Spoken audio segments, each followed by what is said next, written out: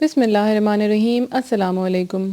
آج دسمبر کی 14 اور ربیع ثانی کی 16 تاریخ ہے۔ پیش خدمت ہے حالات حاضرہ کا خصوصی بلیٹن۔ آج ہم تفصیلی گفتگو کریں گے برطانیہ میں الیکشنز کے حوالے سے۔ اگر آپ چاہیں تو برطانیہ میں الیکشنز کے طریقہ کار سے متعلق ایک مختصر ویڈیو ہمارے یوٹیوب چینل پر دیکھ سکتے ہیں۔ وزیراعظم عمران خان ایک روزہ دورے کے لیے سعودی عرب روانہ۔ عرب ذرائع کے مطابق حالیہ دورہ ملائیشیا میں منعقد ہونے والے کوالالمپور سربراہی اجلاس میں شرکت کے فیصلے پر سعودی عرب کے ناراض ہونے کے اشاروں کے بعد تشکیل دیا گیا ہے۔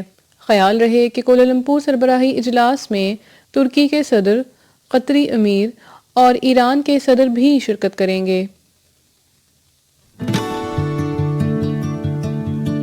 بھارت میں شدید احتجاج کے باوجود دونوں ایوانوں سے منظور ہونے والا شہریت کا ترمیمی بل صدر کے دستخط کرنے کے بعد اب باقاعدہ طور پر قانون کا درجہ اختیار کر گیا ہے۔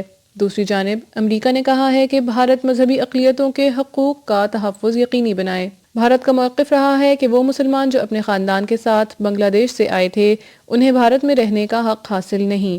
بھارت کے نئے قانون کے تحت 3 مسلم اکثریتی ممالک پاکستان، بنگلہ دیش اور افغانستان سے نقل مکانی کرنے والے غیر مسلم افراد کو شہریت دینے کے لیے ترجیح دی گئی ہے۔ طالبان اور امریکہ کے درمیان امن مذاکرات میں کامیابی کے امکانات بڑھ گئے۔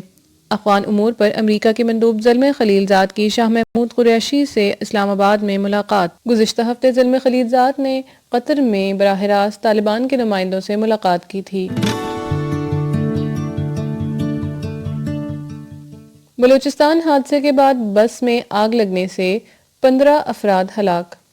حادثہ ڈسٹرکٹ جوگ کے ایک علاقے میں پیش آیا جس میں بڑی مقدار میں ایران کا سمگل شدہ پیٹرول موجود تھا۔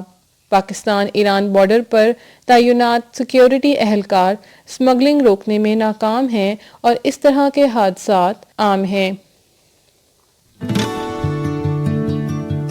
اور اب بڑھتے ہیں آج کے اہم موضوع کی جانب۔ بورس جانسن برطانیہ کے الیکشن میں کامیاب مگر بڑے چیلنجز ابھی باقی ہیں۔ برطانیہ کے انتخابات میں اسکاٹش نیشنل پارٹی 48 نشستیں حاصل کرنے میں کامیاب۔ اسکاٹ لینڈ اور برطانیہ کی راہیں جدا ہونے کے امکانات۔ یاد رہے اسکاٹ لینڈ اور آئرلینڈ میں ایک طویل عرصے سے آزادی کی تحریکیں چل رہی ہیں، مگر گزشتہ روز کے انتخابات میں دونوں قوم پرست جماعتوں نے واضح نشستیں حاصل کی ہیں۔ 2014 کے ریفرنڈم میں اسکاٹ لینڈ میں 55% ووٹروں نے برطانیہ کے ساتھ رہنے کو ترجیح دی تھی۔ 1921 کے بعد پہلی مرتبہ آئرلینڈ کے علیحدگی پسندوں کی برطانوی پارلیمنٹ میں نشستوں کی تعداد ان جماعتوں سے زیادہ ہے جو برطانیہ کے ساتھ الحاق پر متفق ہیں۔ کنزرویٹو جماعت کی کامیابی کی خوشیاں شاید زیادہ دیر نہ رہ سکیں کیونکہ نئے وزیر اعظم کو بریگزٹ کے ساتھ ساتھ شمالی آئرلینڈ اور اسکاٹ لینڈ کے علیحدگی پسندوں کا بھی سامنا کرنا ہوگا۔ حالات حاضرہ کا یہ خصوصی بلیٹن کرنٹ افیئرز ڈائجسٹ کی ادارتی ٹیم نے تیار کیا ہے۔ اگر آپ کو ہمارا یہ بلیٹن پسند آیا ہے تو اپنی قیمتی آراء سے ہمیں ضرور آگاہ کیجیے۔ ہمارے کانٹیکٹ ڈیٹیلز اور سوشل میڈیا لنکس آپ کی سہولت کے لیے ڈسکرپشن باکس میں موجود ہیں۔ تازہ ترین معلومات، تجزیوں اور تبصروں کے لیے ہمارے چینل کو سبسکرائب کرنا نہ بھولیں۔